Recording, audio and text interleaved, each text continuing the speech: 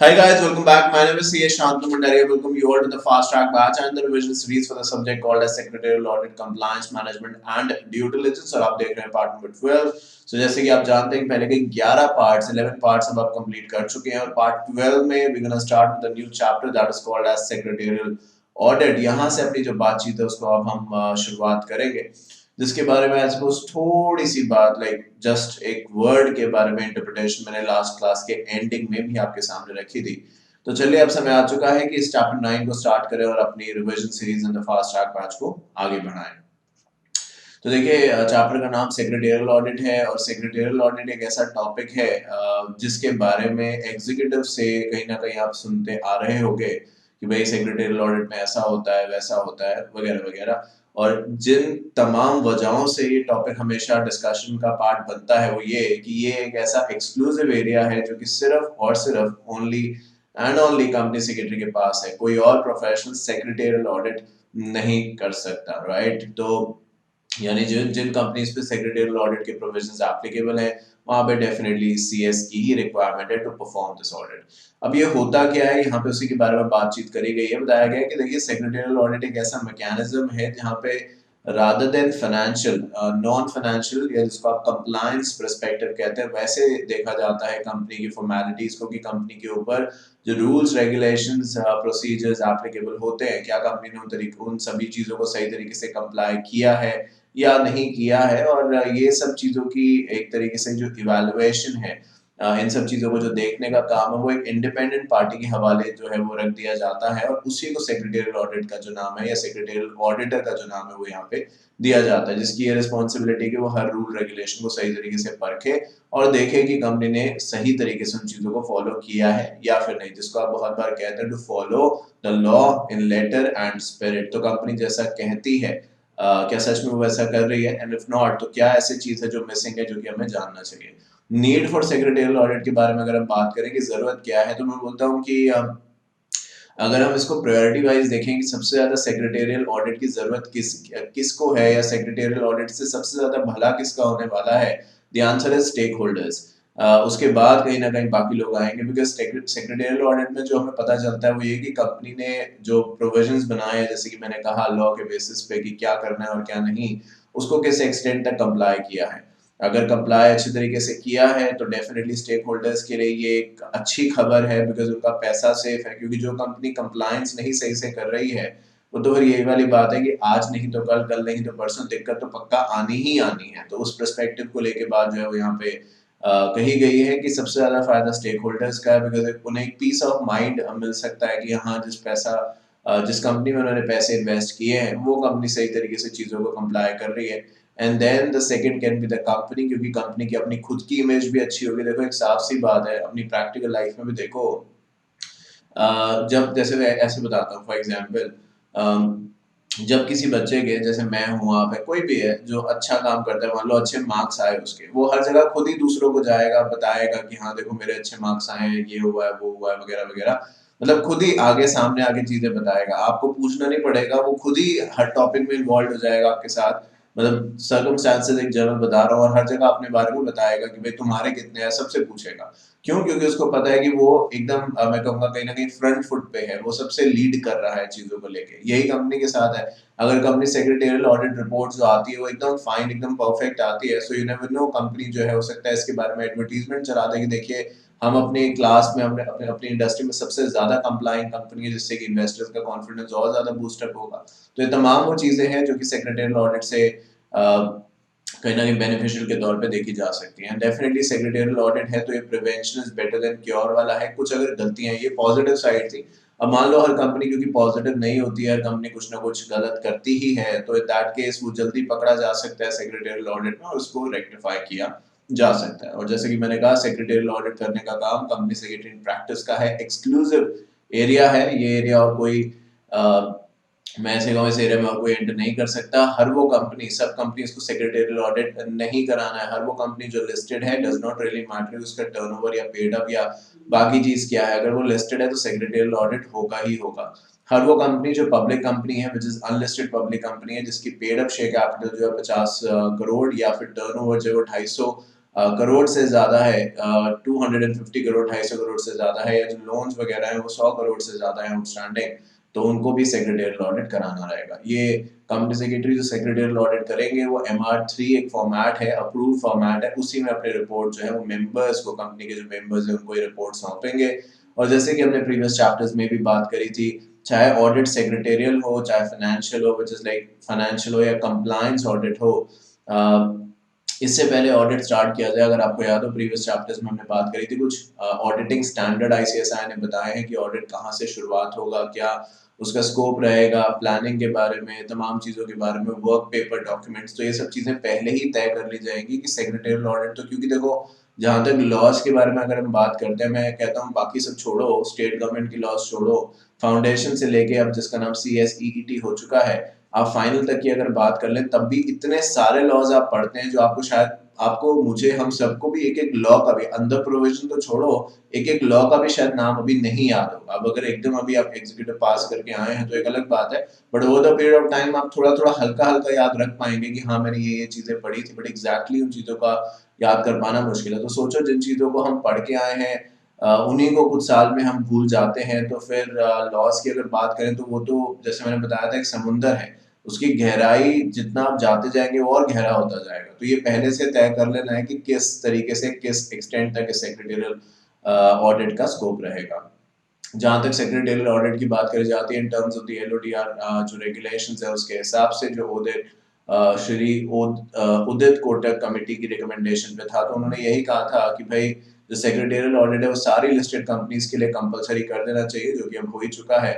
और साथ साथ उन्होंने ये भी कहा था कि जो अनलिस्टेड इंडियन सब्सिडरीज हैं, जैसे कि एक कंपनी है जो लिस्टेड है, और जो एक और कंपनी है जो उसके साथ एसोसिएटेड है, एसोसिएट कंपनी, होल्डिंग, सब्सिडरी, मतलब किसी भी तरीके से जो भी कंपनी लिस्टेड है, और लिस्टेड होने के साथ अगर उसके ग्रुप स्ट्रक्चर में और कुछ ऐसी कंपनीज हैं जो भले अनलिस्टेड है but the main company is listed, तो जो अनलिस्टेड कंपनीज है उनका भी ऑडिट उनका कहना था कि करना चाहिए।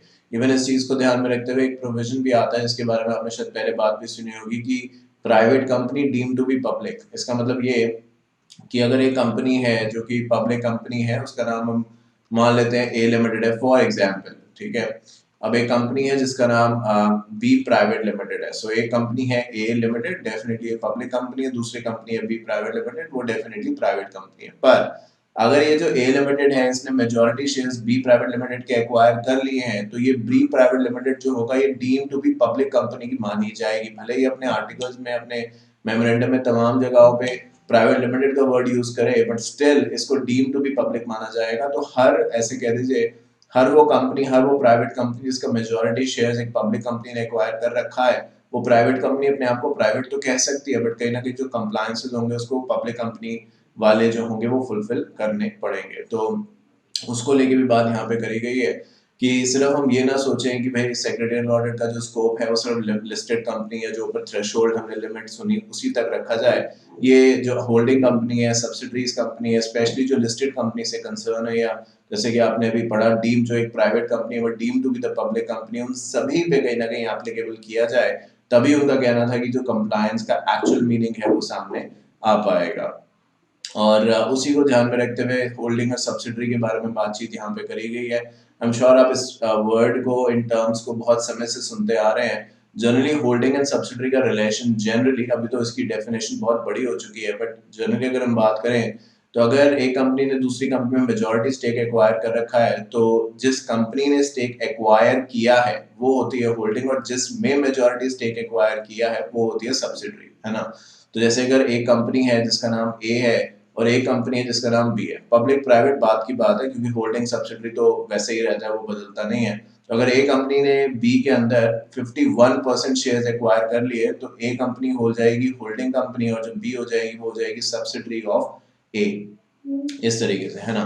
तो हम यहाँ पे यही कह रहे हैं कि होल्डिंग और सब्सिडरी को भी यहाँ पे देखा जाएगा। और ये जो आप यहाँ पे क्राइटेरिया भी सुन रहे हैं, जो मैंने कहा 51% वाला, this is just one of the criteria. इसके अलावा कुछ और भी क्राइटेरियाज यहाँ पे तय करे गए हैं कि भाई अगर ए जो है, शेयर होल्डिंग की बात नहीं करी गई है, तो ये कहा गया है कि जो ए है अगर वो मेजॉरिटी डायरेक्टर्स अपॉइंट करने का राइट बी में रखते हैं, कि भाई बी में कौन डायरेक्टर होगा, कौन नहीं होगा, कौन क्या काम करेगा, किस पोजीशन पे काम करेगा, तो कहीं ना कहीं जो बी है हम ये कह सकते हैं कि वो सब्सिडरी कंपनी की डेफिनेशन में आता है, क्योंकि directors as you all know are the hands and brains of the company. Directors का काम डायरेक्शन देना है। अब एक कंपनी ऐसी है जो अपने खुद के डायरेक्टर्स भी चूज नहीं कर पा रही है और कोई दूसरी कंपनी उसके डायरेक्टर्स चूज कर रही है, like in this case B जो कंपनी है वो अपने खुद के डायरेक्टर्स भी चूज नहीं कर पा रही है, जिसको ए कंपनी कहती है, रिकमेंड करती है, वही बी के बोर्ड पे आता है। जिसको हटाना होता है ए कंपनी हटा देती है। तो इन दैट केस हम यहाँ पे ये भी कह सकते हैं कि इन दोनों के बीच भी होल्डिंग एंड सब्सिडरी का रिलेशन है, क्योंकि बोर्ड का कॉम्पोजिशन कंट्रोल करना भी एक वो पैरामीटर है जहाँ से होल्डिंग एंड सब्सिडरी फाइन किया जा सकता है। एंड शेयर होल्डिंग तो जैसे मैंने बताया 51% एंड अबव वाली बात यहाँ पे है ही है। उसके बाद अगर फर्दर बात करें applicability of the section 204 to the company which is subsidiary of the public company, मैंने अभी आपसे कहा कि अगर कोई भी प्राइवेट कंपनी है और उस प्राइवेट कंपनी के मेजॉरिटी शेयर्स एक पब्लिक कंपनी ने एक्वायर कर रखे हैं, तो वो जो प्राइवेट कंपनी है जिसका मेजॉरिटी शेयर एक्वायर किया हुआ है वो deem to be public company मानी जाएगी। उसको भी वो सारे के सारे कंप्लायंसेस जो हैं वो करने ही पड़ेंगे जो कि एक पब्लिक कंपनी के ऊपर एप्लीकेबल होते हैं। डज नॉट रियली मैटर कि भले उसके आर्टिकल और मेमोरेंडम में वो अपने आप को फिर भी प्राइवेट लिमिटेड कंपनी क्यों ना कहे। Format of the secretarial audit report, तो अभी हमने ऊपर बात करी कि जो फॉर्मेट है वो MR3 के अंदर जो है वो मेंशन किया गया है और इसी फॉर्मेट को ध्यान में रखते हुए जो कंपनी सेक्रेटरीज हैं उनको अपनी जो रिपोर्ट है वो फाइल करनी होगी। और उसी को ध्यान में रखते हुए अपॉइंटमेंट सेक्रेटरियल ऑडिटर की बात यहाँ पे आई है कि सिर्फ और सिर्फ, जैसे कि अभी आपने सुना भी था स्टार्टिंग में कुछ चीजें पहले मैंने कहा, only a member of the institute of company secretary of India, यानी आप फ्यूचर मेंबर्स हैं, मैं प्रेजेंट मेंबर हूँ, तो वहां पे सिर्फ और सिर्फ ICSI के मेंबर्स को ही सेक्रेटरियल ऑडिटर के तौर पे अपॉइंट किया जा सकता है। सेक्रेटरियल ऑडिटर को अपॉइंट करने के लिए कोई जनरल मीटिंग बुलाने की जरूरत नहीं है, ये बोर्ड ऑफ डायरेक्टर्स खुद ही फैसला ले सकते हैं। जिनको जिन जिन मैं से कहूँगा बोर्ड ऑफ डायरेक्टर्स को ठीक लगता है जिसको भी सेक्रेटरियल ऑडिटर अपॉइंट करना, वो उसको अपॉइंट कर सकते हैं। सच शेयर होल्डर से पूछने की इसके अंदर जरूरत नहीं होगी। तो यहाँ पे देखिए एक रेजोल्यूशन भी यहाँ पे दिया हुआ है और उसमें साफ साफ आप देख रहे हैं कि BSC को बताया गया है, क्योंकि लिस्टेड कंपनी है तो BSC को तो बताना ही पड़ेगा। ये अपॉइंटमेंट ऑफ सेक्रेटरियल ऑडिटर, और आप देखिए बताया गया कि बोर्ड मीटिंग हुई है 29 मार्च 2018 को, जिसमें ये फाइनली अप्रूव किया गया है कि अनुष्या प्रैक्टिसिंग कंपनी सेक्रेटरी जो है उनको, ये उनकी मेंबरशिप नंबर है, उनको अपॉइंट किया जा रहा है। खैर इनकी मेंबरशिप नंबर मुझसे बहुत बात की है, पता नहीं आपको ये पता है कि नहीं, ये कितना है 52,923। तो मेरा मेंबरशिप नंबर जो है वो 30,321 है। मतलब आई नॉट से कि इनका हाफ है, तो मतलब बहुत यंग है। आप ये देखिए यंग इन द सेंस कि बहुत रिसेंटली क्वालिफाइड होंगे। 2018 की बात करी जा रही है, मेरा ये नंबर 2012 का है, मैंने पहले भी आपको बताया था प्रीवियस क्लास में। तो इनका मेरे ख्याल से 17-18 के आसपास का ही नंबर होगा। तो देखिए एक साल के अंदर ही लिस्टेड कंपनी में सेक्रेटरियल ऑडिटर की पोजीशन इनको मिल गई। कहने का मतलब ये है। तो इस तरीके से यहाँ पे बातचीत जो है वो करी जाती है। अब बात करें कि सेक्रेटरियल ऑडिट के एक्चुअल फायदे क्या हैं, क्योंकि डेफिनेटली भाई कंपनी को तो यही नजर आएगा जनरली, क्योंकि उनकी मेंटालिटी थोड़ी इस टाइप की होती है कि खर्चा हो रहा है, खर्चा हो रहा है कि नहीं।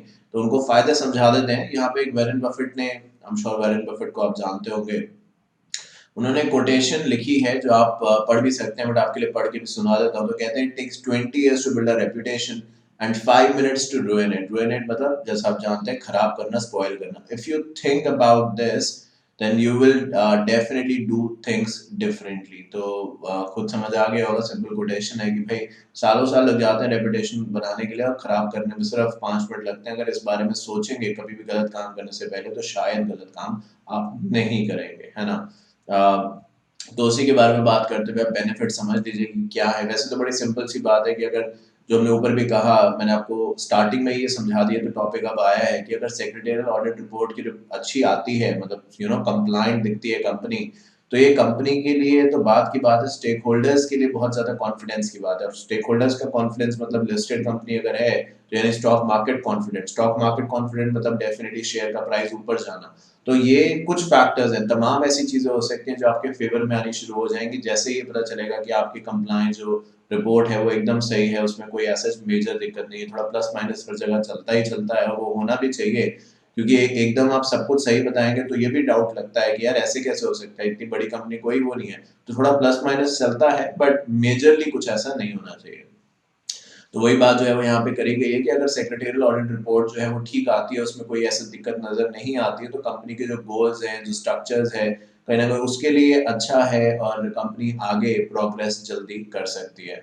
The extent and the complexity of the secretarial audit would vary depending upon the size of the company in terms of the various scale, size of the business, area of operation, turnover, product line, age, type of business, trading service, manufacturing, number of shareholders. तो किस basis पे, जैसे कि मैंने कुछ देर पहले कहा, ये पहले तय कर लेना होगा कि भाई किस एक्सटेंट तक आप जाना चाहते हैं. जैसे मैंने आपसे पहले भी कहा था, आपको याद होगा प्रीवियस क्लास में, और उससे पहले भी ऐसे एग्जांपल्स में दे चुका हूँ.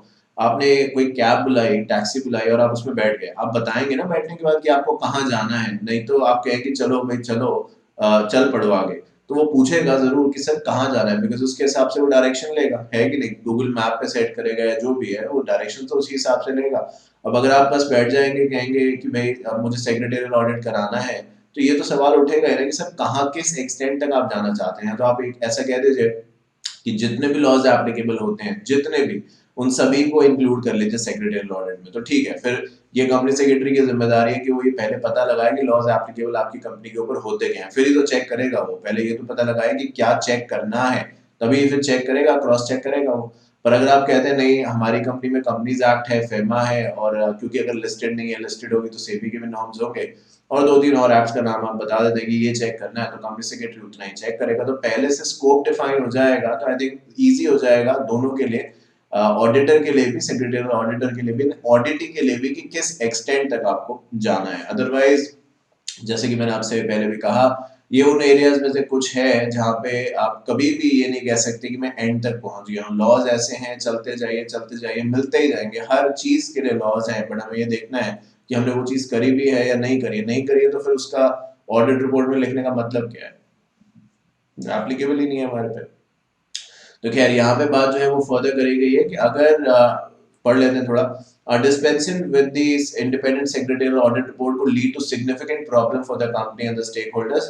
Dispensation मतलब कुछ भी differences आते हैं कि secretarial auditor ने अपने रिपोर्ट में कुछ adverse remark, कुछ qualified, कुछ नेगेटिव ओपिनियन लिखी है कि हाँ कंपनी ने ये नहीं कंप्लाई किया, और जैसे कि मैंने बताया ये ऐसा नहीं है कि कोई छोटी मोटी बात हो, उसकी वजह से सिग्निफिकेंट दिक्कत आने वाली बात है, कंपनी ने उस एक्सटेंट तक नॉन कंप्लायंस किया है. तो कहते हैं कि फिर जो नॉन कंप्लायंस का खतरा है वो और ज्यादा बढ़ जाता है. इस चीज को लेके फॉर श्योर जो स्टेक होल्डर्स होंगे उनके माइंड में अब कंफ्यूजन होने लगेगा. जिस तरीके से अगर रिपोर्ट अच्छी थी तो शेयर होल्डर्स पॉजिटिव थे, स्टॉक मार्केट पॉजिटिव था, वैसे ही अगर यहाँ पे कुछ सामने गलत आया तो डेफिनेटली इसी का एडवर्स इफेक्ट स्टॉक मार्केट पे होगा. आप देखेंगे शेयर के प्राइसेस गिर सकते हैं, लोग शेयर्स बेचना शुरू कर सकते हैं. और एक चीज बड़ी कॉमन होती है स्टॉक मार्केट के अंदर, जो आप श्योर आपने देखा होगा, वो ये कि अगर मार्केट में कोई चीज शेयर का शेयर बिक रहा है कोई खास, तो फिर बाकी लोग भी उसी को खरीदने लगते हैं. मतलब बहुत कम लोग एनालिसिस करते हैं कि ऐसा क्यों है और क्या मुझे सच में खरीदना चाहिए, जिसको आप हिंदी में कहते हैं कि भेड़ चाल है. मतलब ये कि एक के पीछे एक बंदा चलता है बिना सोचे समझे कि सही क्या है गलत क्या है. तो ऐसे अगर एक ने बेचना शुरू किया, उसको देख के दो चार और ने किया, तो पता चले दो चार को देख के 8-10 ने और फिर बेचना शुरू किया, उनको देख के 50-100 और लोगों ने बेचना शुरू किया.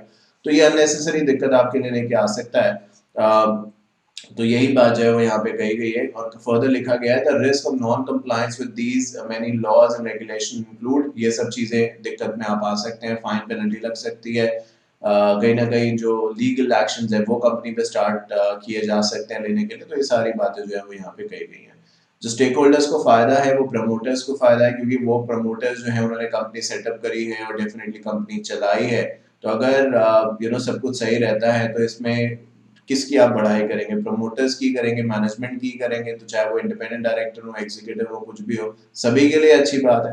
क्योंकि देखो ना कि अगर कंपनी प्रोग्रेस कर रही है, मतलब कंपनी आगे बढ़ रही है, तो आप ही बताओ कौन ऐसा इंसान होगा जो कहेगा नहीं मेरे लिए दुख की बात है. जो भी कंपनी से जुड़ा है, चाहे डायरेक्टली चाहे इनडायरेक्टली, इसलिए हमने वर्ड जो यूज किया ज्यादातर वो स्टेक होल्डर यूज किया, because stakeholder include the shareholder and various other parties. तो डेफिनेटली सभी का फायदा है, चाहे वो प्रमोटर है, चाहे वो एग्जीक्यूटिव डायरेक्टर है, चाहे वो नॉन एग्जीक्यूटिव डायरेक्टर्स है, चाहे वो इन्वेस्टर्स है, सभी का डेफिनेटली इन चीजों को लेके फायदा है अगर कंपनी सही तरीके से नॉर्म्स को फुलफिल करती है. स्कोप क्या है सेक्रेटरियल ऑडिट का, तो MR3 में उसके बारे में बातचीत होती है, जो कि अभी हमने ऊपर देखा भी था, एक फॉर्मेट है. और ये वो तमाम लॉज हैं जो MR3 के दायरे में आते हैं, स्कोप में आते हैं, या यूँ कह लीजिए जब सेक्रेटरियल ऑडिट किया जाएगा तो इन तमाम चीज़ों का ध्यान रखा जाएगा। जैसे कि कंपनीज एक्ट है, SCRA है, डिपॉजिटरीज है, फेमा है। अब इन सभी को आप पढ़ चुके हैं, मुझे ऐसा लगता है, जैसे मैंने अभी 4 पढ़े और उसके नीचे भी दे रखे हैं।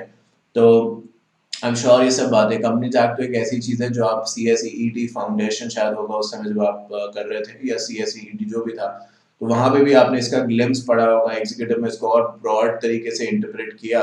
तो ये एक ऐसी चीज़ है जो आपके ब्लड में है, मतलब शुरुआत भी आप देखिए किसी से भी कर सकते थे, कहीं से भी कर सकते थे, भले अल्फाबेटिकली क्यों ना अरेंज हो, बट कुछ भी लिख सकते थे, बट लिखा सबसे पहले companies act, because company secretary की बैकबोन ही जो है वो कंपनी लॉ है। जैसे चार्टर्ड अकाउंटेंट के लिए हम बात करें तो वो इनकम टैक्स को बहुत प्रेफरेंस देते हैं, वैसे ही यहाँ पे कंपनीज एक्ट को प्रेफरेंस दी जाती है। इसका मतलब ये नहीं है कि बाकी लॉज किसी काम के नहीं है, क्योंकि कंपनी सिर्फ कंपनीज एक्ट पढ़ के नहीं चलाई जा सकती, तमाम और लॉज है। जैसे कि SCRA है, डिपॉजिटरीज, मतलब आप NSDL, CDSL के साथ डीमेटलाइजेशन के अग्रीमेंट्स वगैरह करते हैं, या स्टॉक शेयर्स को अपनी स्टॉक एक्सचेंज पे लिस्ट करना है तो SCRA का आप जो लॉज है, रूल्स हैं, उनको लिस्टिंग अग्रीमेंट के तौर पे फॉलो करते हैं। अब जैसे फेमा है, फेमा सब कंपनीज पे एप्लीकेबल होगा इसकी कोई गारंटी नहीं है, बिकॉज बाहर से, यानी इंडिया के बाहर से इन्वेस्टमेंट अगर आ रही है तो ही फेमा की बात हो सकती है। इस तरीके से टेक ओवर की बात है, ICDR रेगुलेशंस है, तो डिपेंडिंग अपॉन की कंपनी की नीड क्या है, सारे रूल्स एंड रेगुलेशन जो है उस पर एप्लीकेबल हो सकते हैं। और इसके अलावा इतनी में भी बात नहीं खत्म करी, आखिर में जाते जाते ये लिख दिया अदर लॉज एज में be applicable to the company, तो वो और लॉज जो कि यहाँ पे एप्लीकेबिलिटी की गुंजाइश रखते हैं। मैंने आपसे पहले कहा, और देखिए मेरी बात जो है वो गलत नहीं है किसी भी पर्सपेक्टिव से, आप समझिए जो भी मैं यहाँ पे कह रहा हूँ बहुत रिस्पॉन्सिबली इस चीज़ को मैं ओन करता हूँ, क्योंकि मैंने अभी कुछ देर पहले कहा कि लॉ एक ऐसा एरिया है जिसका कोई एंड नहीं है। जैसे कि एक और आपके सामने एग्जांपल रखता हूँ, जो पहले भी कहा था, कोई पूछे कि भाई समुंदर जो है, ओशन जो है, उसमें कितना पानी है, आप कोई नहीं बता सकता, मैं आप हमें शायद वो पावर ही नहीं है कि बता सके, बिकॉज वो एंडलेस है। आसमान में कितने तारे हैं नहीं कोई गिन सकता। तो वही चीज है कि भाई लॉस कितने टोटल है ये बता पाना बड़ा मुश्किल है। इसकी फॉर श्योर कोई ना कोई काउंटिंग तो होगी, बट रादर देन उस काउंटिंग पे फोकस हम करें, फोकस इस बात पे हमारा होना चाहिए कि उनमें से कौन से ऐसे लॉज हैं जो हमारी कंपनी पे एप्लीकेबल है। हमें क्या करना है जान के कि इंडिया के अंदर 5,000 लॉज चलते हैं या 500 चलते हैं, हमें तो इस बात से कंसर्न ज्यादा इस समय होना चाहिए ड्यूरिंग द सेक्रेटरियल ऑडिट कि हमारी कंपनी में कौन से लॉज जो है वो एप्लीकेबल होते हैं।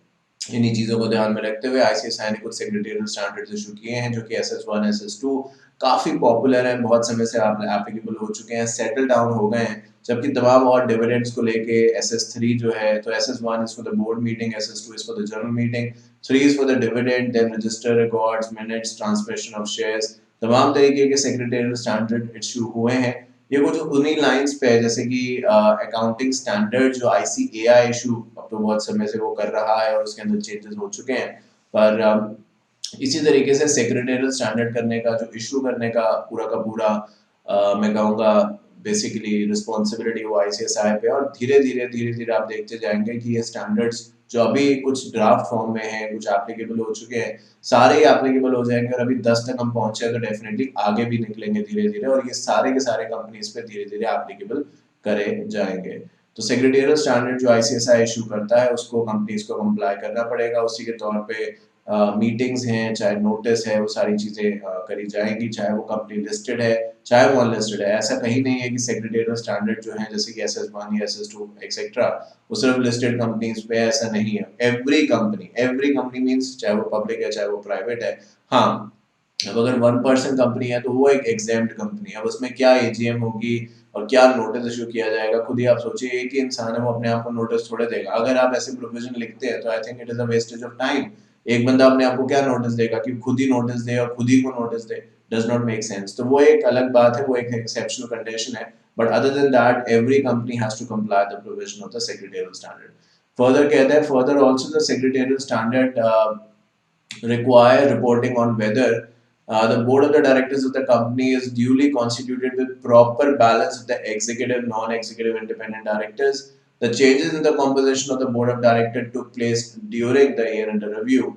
Majority decision is carried through while dissenting members' view are captured and recorded as a part of the minutes. So, um, जब भी सेक्रेटरियल ऑडिटर जो होगा वो चीज़ों को ऑडिट करेगा, वो डेफिनेटली देखेगा कि जो बोर्ड का कॉम्पोजिशन है, जैसे कि जो लिस्टिंग ऑब्लिगेशन है, एलओडीआर गाइडलाइंस हैं, उन तौर पे सीबी में आपने पढ़ा होगा इसके बारे में, सीआर में आप, और सीआर क्या मैं कहूँगा, एथिक्स जो आपका ग्रुप 1 में न्यू सिलेबस में सब्जेक्ट है, एथिक कंप्लायंस करके है ना पूरा सब्जेक्ट जो गवर्नेंस वाला, तो वहाँ पे अभी बहुत बढ़ चढ़ के बात होती है कि ऑडिट कमेटी में कितने लोग होंगे, बोर्ड का कॉम्पोजिशन कैसा होगा वगैरह वगैरह। तो वो देखना होगा कि क्या वो कंडीशन जो है वो मीट आउट हुई हैं।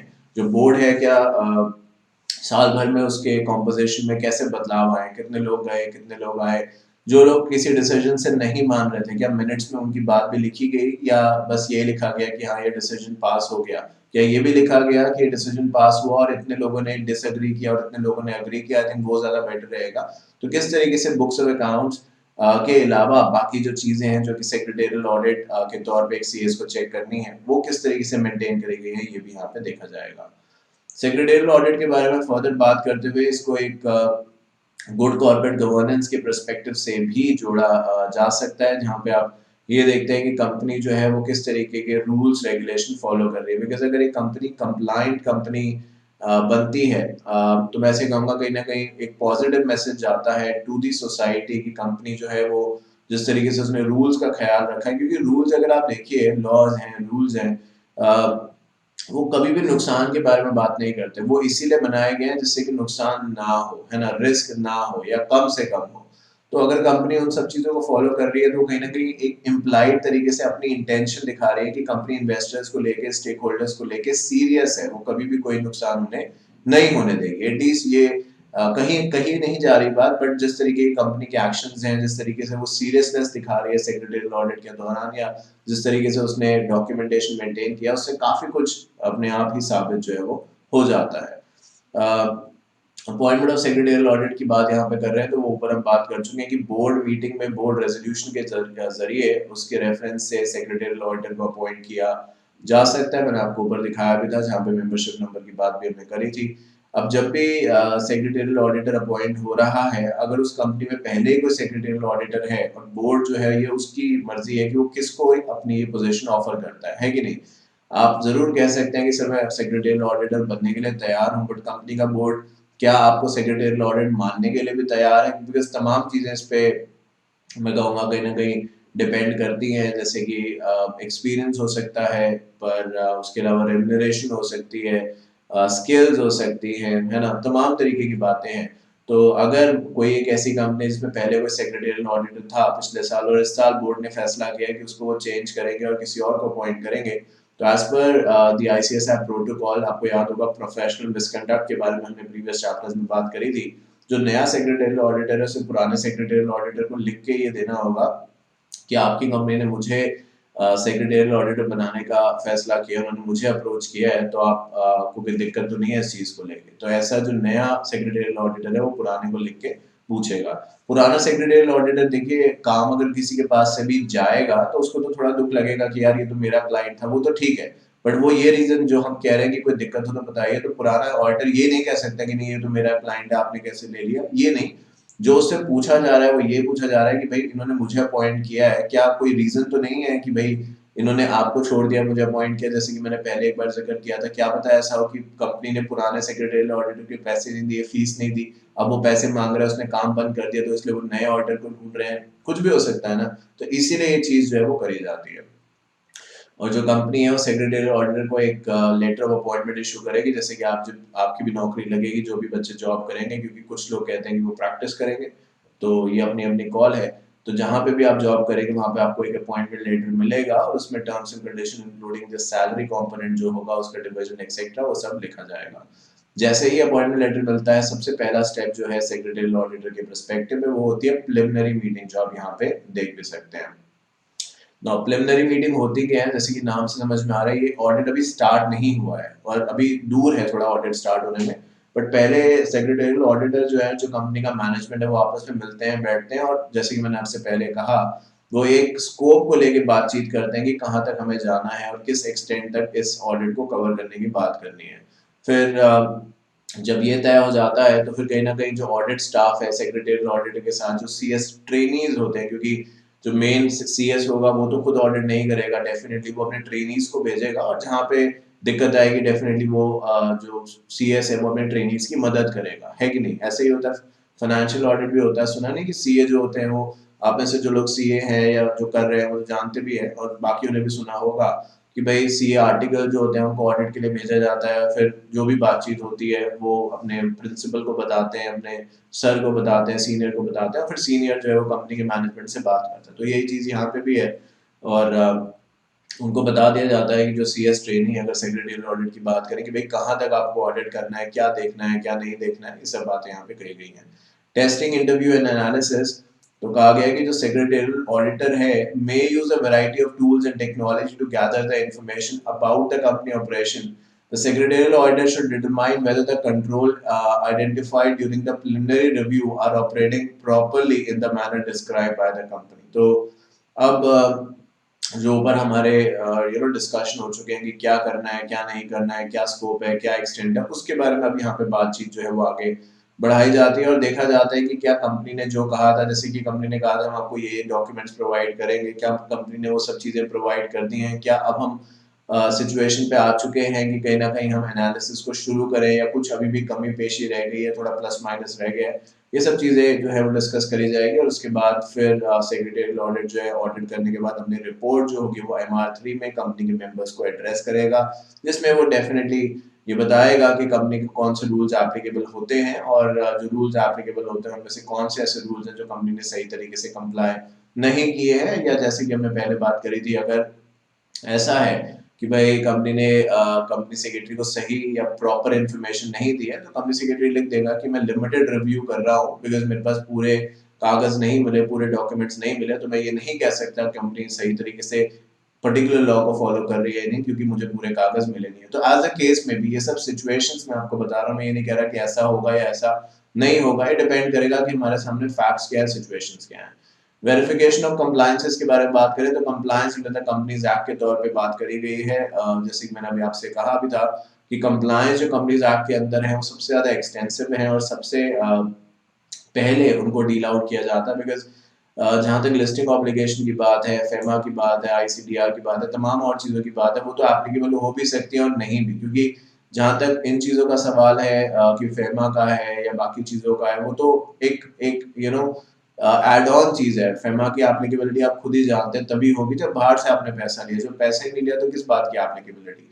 पर कंपनी तो है तो कंपनी है, तो कंपनीज एक्ट की एप्लीकेबिलिटी तो होनी ही होनी है। इसमें सबसे पहले मिनट्स की एप्लीकेबिलिटी होनी है, नोटिस को लेके कि 7 डेज पहले बोर्ड मीटिंग का नोटिस दिया जाता है, साल में 4 बोर्ड मीटिंग होती हैं वगैरह वगैरह। तो ये सब चीज़ें बड़ी बेसिक है जो हर कंपनी में एज टू स्टार्ट विद हमें देखना है। जो हम ICDR और तमाम बातें करते हैं, ऐसे ST तमाम चीज़ों की बात करते हैं, वो तो एक एडवांस लेवल की बात है। कोई भी चीज़ हम स्टार्ट करते हैं तो बड़ा बेसिक होता है, उसके अंदर फीचर्स होते हैं कि आप उसको एडवांस लेवल पे ले जा सकते हैं। जितना एडवांस लेके जाते हैं वो उतना टेक्निकल, उतना कॉम्प्लेक्स होता जाता है। तो फिलहाल हम यहाँ पे बात कर रहे हैं कंपनीज एक्ट के प्रोविजंस के बारे में। तो कहते हैं जो सेक्रेटरियल ऑडिटर है उन्हें डेफिनेटली हर डॉक्यूमेंट को इंस्पेक्ट करना होगा। Generally to start with secretarial auditor इन डॉक्यूमेंट्स को इंस्पेक्ट करता है, इनके बारे में वो जानना चाहता है, जिसके अंदर कंपनी के chartered documents which includes the MOA and the AOA, forms जो फाइल किए हैं, जैसे कि मैंने कहा मिनट्स हैं। अब कहने के लिए एक ही लाइन में मैं ऐसे कहूँगा 3 वर्ड्स लिख के खत्म कर दिया, ऑल स्टैट्यूटरी रजिस्टर्स। बट ये टॉपिक अपने आप में बहुत बड़ा है, बिकॉज कहीं ना कहीं स्टैट्यूटरी रजिस्टर में register of members, debenture holders, beneficial ownership, related party transaction, directors के बारे में तमाम रजिस्टर, चार्जेस जो हैं, तमाम रजिस्टर्स यहाँ पे आ सकते हैं। तो वो कंपनी ने बनाए हैं, नहीं बनाए हैं तो अपडेटेड हैं या नहीं, ये सब चीज़ें देखनी पड़ेंगी। फाइनेंशियल स्टेटमेंट्स के बारे में ऑडिटर रिपोर्ट वो देखी जाएगी। इंटरनल, अगर ऑडिट कंपनी पे एप्लीकेबल है, क्योंकि हर कंपनी को इंटरनल ऑडिट कराना जरूरी नहीं है, बट अगर है कंपनी के ऊपर एप्लीकेबल तो कंपनी ने कराया है, नहीं कराया है। चार्जेस को लेके, शेयर ट्रांसफर को लेके, holding subsidy company, debentures, auditors को लेके, FDI या ODI, ओवरसीज डायरेक्ट इन्वेस्टमेंट, इन सभी चीज़ों के कंप्लायंसेस जो है वो देखे जाएंगे। ये कंप्लीट लिस्ट है, मैं आपसे ये नहीं कह रहा हूँ कि ये सब कुछ आपको देखना है, बट ये वो एक लिस्ट है जो कि कहीं ना कहीं आपको मदद करेगी टू स्टार्ट विद। ये सब कुछ एक कंपनी में हो कोई जरूरी नहीं है। कंपनी ने चार्जेस रजिस्टर नहीं कराए, कंपनी स्टैंड अलोन कंपनी है, कोई होल्डिंग एंड सब्सिडरी का उसमें क्वेश्चन ही नहीं है, तो बात ही खत्म हो गई। फिर क्या होल्डिंग और क्या सब्सिडरी है, क्या चार्जेस, कंपनी ने डिबेंचर्स इशू नहीं किया तो वो भी बात खत्म हो गई। तो ये डिपेंड करेगा, मैं बार बार आपको कह रहा हूँ, ये डिपेंड करेगा कि किस एक्सटेंट तक की आप कंपनी चला रहे हैं, यानी कंपनी का जो खुद का ग्रोथ रेट है वो कहाँ तक का है, या यहाँ इस चीज को लेके बातचीत जो है वो करी जा रही है।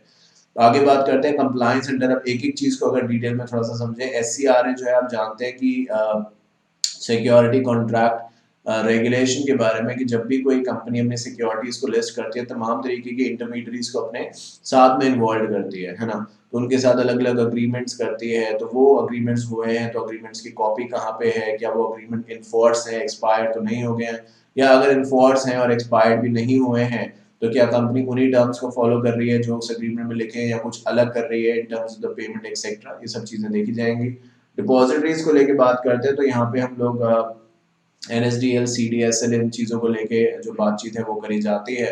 तो बताया जा रहा है कि जो कंपनीज हैं, जैसे कि फिलहाल के आज के समय के बारे में अगर हम बात करें तो हर कंपनी को ये कंपलसरी है कि वो अपनी सिक्योरिटीज डीमेटलाइज तौर पे ही इशू करेगी, फिजिकल तौर पे, या रीमेटलाइजेशन जो होता है जिसको आप कहते हैं कि फिजिकल शेयर सर्टिफिकेट्स के तौर पे, वो अब पॉसिबल नहीं है। जरूरत भी नहीं है उसकी, बिकॉज उसको बेचना खरीदना अपने आप में एक चैलेंज है। वो तब समय की बात है जब प्राचीन काल या एशियन टाइम्स की जो हम बात करते हैं, जब ये टेक्नोलॉजी नहीं थी और सब कुछ नहीं था, तो था वो सब कुछ, because as to start with तो हमें चीजें करनी पड़ती हैं। बट अब वो जमाना नहीं रहा। आप खुद भी जानते हैं आजकल इतना ना समय किसी के पास है। 2 मिनट अगर आप गाड़ी चलाते हैं, ट्रैवल कर रहे हैं, 2 व्हीलर 4 व्हीलर कुछ भी, तो आप देखिए कि रोड पे अगर 2 मिनट भी जाम लग जाता है तो बंदा इम्पेशेंट हो जाता है, बार बार हॉर्न करता है, जबकि देख रहा है कि सामने ट्रैफिक है इतना सारा, फिर भी हॉर्न करता है बहुत बार। तो 2 मिनट का जब बात समझ रही है लोगों के पास, चाहे फिर वो कोई भी हो, चाहे फिर वो कोई भी हो, जितने भी एग्जाम्पल्स मैं यहाँ पे देता हूँ, मैं आपको नहीं कह रहा, मैं अपने आप को सबसे पहले कहता हूँ, उसके बाद एक जनरल एग्जाम्पल मैं आपको देता हूँ, और मैं जानता हूँ कि आप प्रोफेशनल्स हैं, कभी भी ऐसा कोई गलत काम नहीं करेंगे जो एथिकली सही ना हो। तो खैर यहाँ पे जब हम बात कर रहे हैं उस चीज को लेके, अब सिर्फ और सिर्फ इलेक्ट्रॉनिक फॉर्म में ही चीजें इशू करी जाती है, तो वो जो रूल्स एंड रेगुलेशन है क्या वो सही तरीके से कंप्लाई हो रहे हैं या नहीं हो रहे, इसके बारे में बात करी जाएगी। जिन कंपनी ने बाहर से पैसा लिया FDI के तौर पे, अब उसमें आप जानते हैं एक ऑटोमेटिक रूट है, एक अप्रूवल रूट है। ECBs के बारे में भी बात जानते हैं। मसाला बॉन्ड भी हमने पढ़ा था, अगर आपको याद हो, CR में, कॉर्पोरेट फंडिंग में। तो उन चीज़ों को लेके भी बात जो है वो यहाँ पे करी गई है कि अगर कंपनी ने बाहर से पैसा लिया है तो क्या RBI को रिपोर्ट किया है, और उस कंपनी के शेयर्स बाहर है तो FCGPR होता है, FCTRS होता है, अलग अलग समय में RBI को रिपोर्टिंग फाइल करनी होती है। तो क्या वो सब चीज़ें कंपनी ने करी हैं, नहीं करी है, इसके बारे में बातचीत करी जाएगी। अदर स्पेसिफिक लॉज जो है, ये एक ऐसा वर्ड है जिसके अंदर तमाम लॉज आ सकते हैं। लिखा है कि कंप्लायंस स्पेसिफिक एप्लीकेबल लॉज, नाम नहीं दिया किसी भी चीज़ का, कि जो और लॉज कंपनी पे एप्लीकेबल होते हैं उनके बारे में भी सेक्रेटरी ऑडिटर अपनी MR3 की रिपोर्ट में लिखेगा। क्योंकि ये हम जानते हैं कि जितने भी, मैंने आपसे पहले भी कहा था कि जितने भी लॉज आप यहाँ पे पढ़ते हैं, these are all the central government laws, इसके अंदर कोई भी स्टेट गवर्नमेंट का लॉ नहीं है। और इंडिया में तमाम स्टेट्स हैं, यूनियन टेरिटरीज हैं, तो उनके अपने लॉज हो सकते हैं हर चीज़ को चलाने के लिए। तो वो भी कंपनी सेक्रेटरी इंस्पेक्ट करेगा एज रिक्वायर्ड, एंड डेफिनेटली उसके बारे में भी अपनी रिपोर्ट में वो मेंशन करेगा। फर्दर कहा गया है reporting on compliance with the applicable clause of secretarial standards. So secretarial standard जो है बोर्ड मीटिंग को लेके, जनरल मीटिंग को लेके, जो ICSI ने इशू किए हैं, SS1 SS2, उस पे कंपनी का क्या आउटलुक है, कंपनी ने उसको किस तरीके से फॉलो किया है, ये बात भी यहाँ पे करी जाएगी। और जैसे कि मैंने आपसे कहा था कि जितने भी आप सेक्रेटरियल स्टैंडर्ड्स के बारे में ऊपर देख चुके हैं, 10 सेक्रेटरियल स्टैंडर्ड्स मैंने आपको दिखाए थे, उनमें से OPC पे कुछ एप्लीकेबल नहीं होता है, क्योंकि खुद ही सोचने वाली बात है कि OPC में क्या जनरल मीटिंग और क्या बोर्ड मीटिंग और क्या क्लास मीटिंग और क्या एक्स्ट्राऑर्डिनरी मीटिंग, एक ही बंदा है जो भी उसको करना है, अकेले खुद ही डिसीजन लेना है। तो उन कंपनीज पे एसेट कोई कंप्लायंस की वो कंपनी कुछ खास कर भी तो नहीं सकती, कोई वो कंपनीज ना लिस्टेड कभी बन सकती हैं, ना मतलब कोई फंडिंग के तौर पे कुछ ज्यादा फंड्स नहीं ले सकती। अब कन्वर्ट अपने आप को कराते जाएं कि OPC से प्राइवेट और फिर तमाम, वो एक अलग बात है, बट फंडिंग के तौर पे उनके पास बहुत लिमिटेड एवेन्यूज ऑप्शन जो है वो अवेलेबल है। आपने टाटा नैनो का नाम सुना है? गाड़ी थी ना टाटा, ठीक है, आज भी है बहुत लोगों के पास और बहुत बढ़िया गाड़ी है, मैं तो ये बोलता हूँ। बजट की बात नहीं कि वो कम और महंगी है, ये कोई गलत फहमी में ना रहा है। जब उसका एडवर्टीजमेंट आया या कुछ भी बहुत पहले की बात है, तो कहते थे 1 लाख रुपए की गाड़ी है, बड़ी गलत फहमी है। आप जाते अगर शोरूम देखने को तो 1 लाख रुपए में कुछ नहीं मिलता था उसका, है ना। तो उसका भी टॉप मॉडल सोचो 2-2.5 लाख रुपए का उस समय आता था। मैं इसलिए उसका एग्जाम्पल का नाम ले रहा हूँ कि आप नैनो को किसी लग्जरी गाड़ी से कंपेयर नहीं कर सकते, क्योंकि नैनो की कॉस्ट भी वैसे ही है और जो खरीद रहा है उसको पता है कि वो क्या खरीद रहा है, तो वैसे ही OPC है। ओपीसी जो है वो एक लिमिटेड दायरे में काम करती है और ओपीसी का अपना एक आप ये उम्मीद करोगे जो नैनो है वो भाई 200 की स्पीड पे चले या 120 की स्पीड पे चले, नहीं हो पाएगा, दिक्कत हो जाएगी उसके लिए। तो ऐसे ही यहाँ पे भी है कि ओपीसी जो है वो इतनी बड़ी फंडिंग ले नहीं सकती, जब फंडिंग की बात नहीं हो सकती इतनी बड़ी और इनकम टैक्स पर्सपेक्टिव से इतना बड़ा नहीं हो सकता, तो फ्रॉड के लिमिटेशन, जो फ्रॉड है उसकी भी लिमिटेशंस हैं, तो उसी को लेके यहाँ पे बात जो है वो करी गई है। Reporting on board process, तो कहते हैं कि the secretarial auditor shall verify during the year advocate notice is given to all directors to schedule board meeting agenda notes at least 7 days। आप जानते हैं कि 7 days पहले की रिक्वायरमेंट है, ये कंपनीज एक्ट 1956 था, उसमें तो ऐसी कोई रिक्वायरमेंट नहीं थी, बट अभी 7 days रिक्वायरमेंट है कि आपको 7 दिन पहले का नोटिस देना पड़ेगा। साथ साथ सेक्रेटरियल ऑडिटर को ये भी चेक करना पड़ेगा कि सारे रूल्स एंड रेगुलेशन जो कंपनी के ऊपर एप्लीकेबल है, सिस्टम है, प्रोसेस है, पॉलिसीज है, वो सही तरीके से कंप्लाई हुई है। तो चलिए, मुझे लगता है यहाँ पे मुझे थोड़ा सा रेस्ट लेना चाहिए और उसके बाद दोबारा से एक पार्ट स्टार्ट करूंगा। तो this was the part number 12 जहाँ पे हमने ये सारी बात करी। दोबारा से बातचीत करूंगा और उसको हम पार्ट 13 का नाम देंगे और उस चीज में इस टॉपिक को आगे बढ़ाएंगे। उम्मीद करता हूँ आज की बात आपको समझ में आई होगी। अगर आपका कोई भी क्वेश्चन है तो पूछेगा। I will see you right after this in the part number 13। Till then take care of yourself, do whatever you want to. For CS Executive, CS Professional, widest model coverage, all subjects available, guarantee of covering all amendment with the amendments or with the fast track batch and the revision series. Shant and Dhananandari classes. Thank you.